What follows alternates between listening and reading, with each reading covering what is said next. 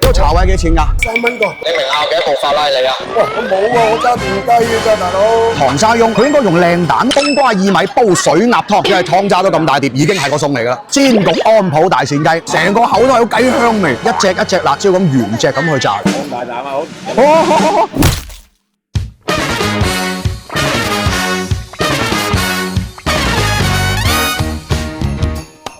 之前咧咪喺容桂同大家試過呢個13蚊嘅別墅靚湯嘅，跟住好多粉絲同我講咧話容桂其實好多好嘢嘅。哇！呢間嘢嘅名咁鬼霸氣，真係夠晒法啊！呢間嘢食飯嘅地方咧，即係好唔好食咧，你係睇下知啊。我都冇位停啊，我都要出去外邊先停到。哦，呢邊係整咩？整煲仔飯呢邊係。嗱喂，呢度靚湯飲啊仔！你知我哋前嗰個年代冇空調啊，晚上瞓覺就攬住個冬瓜㗎。冬瓜薏米煲水鴨，啱晒呢個季節喎。係啊。戶外都坐得㗎原來。戶外今日天時有啲氣㗎。哦，即係裏邊係大廳，呢啲係房間嚟嘅。你大房可以坐到20人。20人啊！哦，即係早上有早茶飲嘅。哦，呢個茶位幾錢㗎3蚊個功夫茶位。點解個名叫法拉利嘅啫？法拉利啊，個個都中意發㗎啦。弱弱地問你一句啊，你名校幾多部法拉利啊？喂，我冇喎，我揸電雞嘅咋，大佬。咁講真，如果前輩揀得食飯同埋飲茶嘅地方，我覺得呢度出品應該唔差。即焗嘅酥皮菠蘿包，哇！嗰啲醬全部出晒嚟。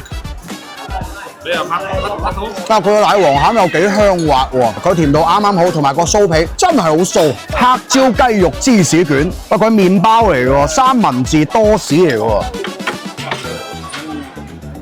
哦，呢個可以咬係脆口嘅，但係裏邊成嚿三文治咧都係軟軟熟熟，關鍵係裏邊有黑椒同埋雞柳雞肉喺度。哇，呢個好好食啊喂！冰花糖沙翁，你唔發覺呢度啲蛋咧？會好雞大。係咯，哇！糖沙翁好脆啊，佢外邊脆，再加埋砂糖嗦嗦聲，而裏邊佢係仲有少少類似流心咁嘅狀態啊！冬瓜薏米煲水鴨湯，呢度真係真材實料嘅。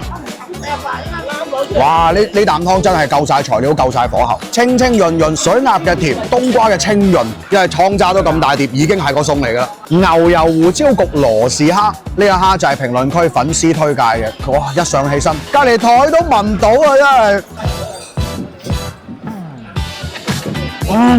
好香啊！佢嘅蒜、牛油、胡椒嘅搭配，每一個都係好平衡啊！唔得，呢味餸我要攞個細號去復刻下佢先得。煎焗安普大扇雞，金金黃黃，又夠晒焦香，雞皮雞油你就知道啦。翹皮嘅咁，你話靚唔靚仔啊？呢啲哇爽啊！你知唔知嗰啲雞油一咬落去，成個口都係有雞香味，呢個雞好有雞味。我真係好香隻雞，唔係講笑。這雞是真的是蠻好吃。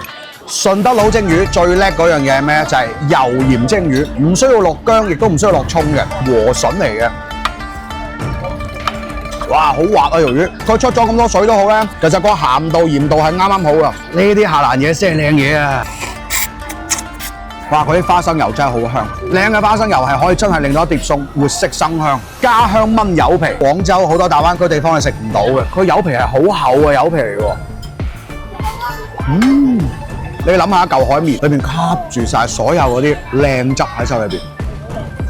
啊！如果有個鋪頭有柚皮加埋份魚腸俾我咧，咁就真係玩味啦，這事情。啊！呢個懷舊菜麵豉花肉，但係同我哋傳統諗落去嘅麵豉花肉呢度有少少唔同，佢加咗辣椒落去。佢豬肉咧，佢先煸過，可以將裏邊嗰啲多餘嘅肥油出咗嚟先。咁咧食落去咧，嚿豬肉係有少乾身嘅，再加埋佢用翻甜味同埋辣椒去調翻佢咧，好嘢味勁餸飯。煮2樽麵豉豬肉就去生效啦，跟住碟上偷嘢嗰陣時，係啊，你試睇下一碟咁懷舊嘅餸咧，老嘢咧就專門中意講舊史嘅。其實我哋都食到飽晒㗎啦，但係真係見到隔離台咧，好多人去點呢份嘢炸辣椒，一隻一隻辣椒咁原隻咁去炸嘅。咁大膽啊！好。我哋有汁水好熱㗎。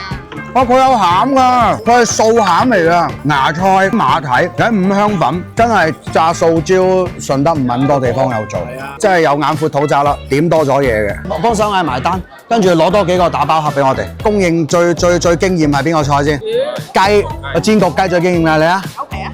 雞，綜上所述咧，個雞同埋條魚咧係我哋全台人都非常之拍晒手掌。咁我哋10個人埋單係849蚊，人均都係80零蚊啫喎，我覺得抵食過廣州先啦，係咪先？請單放評論區，有需要自己參考。老細點個關注咧！